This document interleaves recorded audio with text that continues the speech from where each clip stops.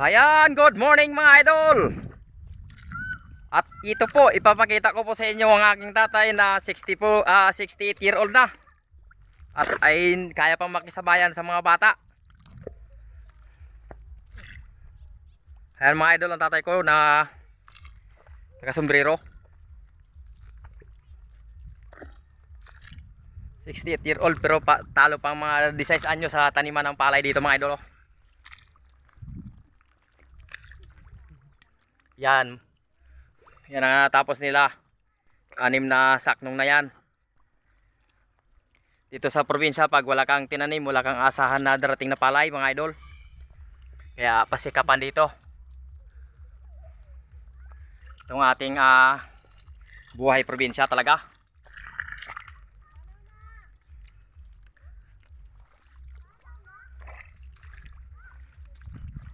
Wala ko pagal niyo Ayan, halos buong pamilya dito mga idol ang nagtatanim. Kasi wala namang nagbibigay ng palay. Ay kung wala kang itinanim, wala talagang aanihin. Yan. Itong aking tatay mga idol, 68 year old na. Pero matibay pa rin ang kanyang likod. Hindi namin alam kung anong sikreto na itong matandang ito.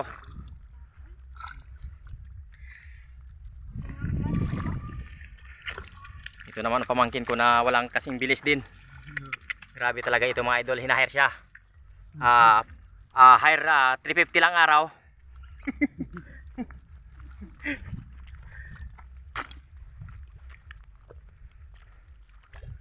Shout out kay Uncle Poldo na walang kasing sipag din. Na bububod ng mga similya.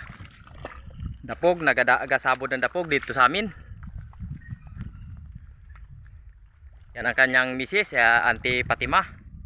Nagtatanim din ng palay.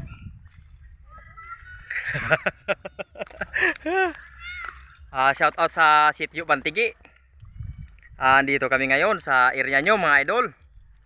Sa subscriber ko dyan. Shout out kay Randy Rapada at sa mga kasamahan niya. Ito, pa-video-video lang tayo. Matatapos na pala ito.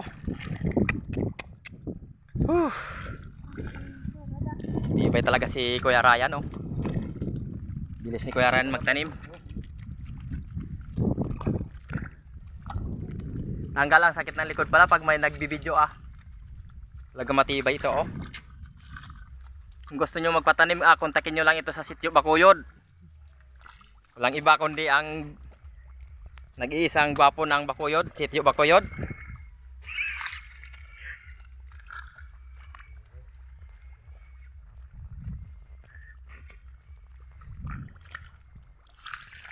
Ayan na. At matatapos na sila mga idol. Kunti na lang talaga to. Halos bitin pa itong aking pamilya na nagtatanim dito mga idol. Itong buhay probinsya na yung mga iba hindi na po marunong magtanim kasi matagal na po sa Manila. Hindi na nakakauwi. At sa ibang bansa po. Kaya itong aming buhay dito hindi talaga namin pinababayaan ang magtanim ng palay kasi ito yung mga minana namin sa aming mga ninuno. Wala ka talagang tinanim, wala kang anihin. Talaga si Kuya Doriel, ang bilis-bilis si Kuya Doriel, oh. Ubos talaga ang taniman. Pag ganito ka bilis ang mga kamay, talo pa ang robot. So, sa Thailand may robot na dito. Mano-mano lang sa amin dito sa Pilipinas, sa probinsya ng Romblon, mga idol, Sibuyan Island. Ayan na si tatay at matatapos na ang isang saknong. Maraming salamat po sa inyong panonood at dito na lang muna kasi matagal pa po yan mamunga. 3 months naman ang pag-aantay. Thanks and God bless all. Thank you very much mga idol. Ikaw ra, yan ka pa na. Kaya dito daw si Auntie Fatima mag-New Year sa taniman. Yes. Silang dalawan lang mag-asawa dito. Yun sa Uncle Poldo. Nag-sabod siya ng similya mga idol. Wakati mga backup dati. Mga kontrata ka manggaling kami nagtanom.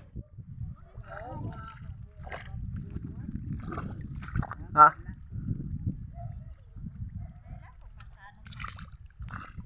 Kaya paninda tanaman niya.